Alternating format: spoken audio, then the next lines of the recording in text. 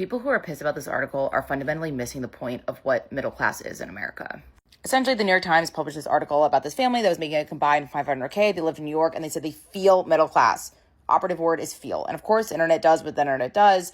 They said they're tone deaf, they said they're out of touch, etc. And again, fundamentally missing the point about middle class. As I've written about many, many times in my newsletter, the idea of class is about position relative to the people around you.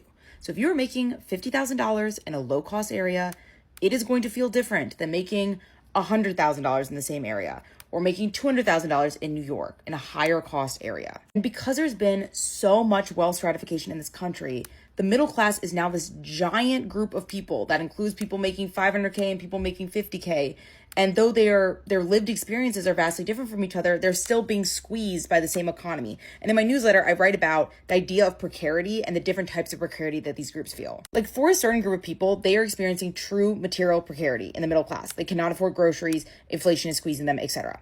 For the upper part of the middle class, upper middle class, let's say, they are also experiencing precarity, but it is a type of positional precarity. And that basically means that you have the money, you can afford things, but your money cannot afford the life you thought you would have at this given income. And those big ticket items, things like childcare, home ownership, etc., is squeezing this group a lot. And of course, if you are able to afford the essentials, you are objectively better off. However, both groups are still experiencing a form of financial anxiety and precarity that is driving a lot of their behavior and nihilism.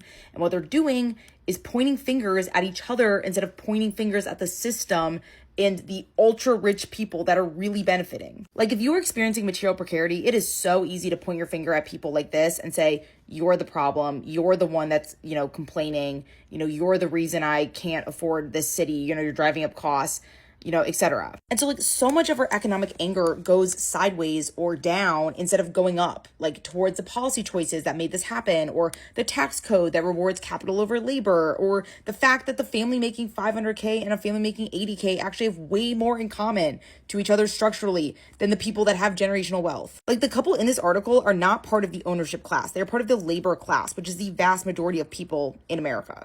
And so as I said before, middle class, the identity that people really sets a lot of people off, is not an income bracket, okay? Not an income bracket. It is an identity. It is a story that you're telling yourself about the life that you're supposed to have.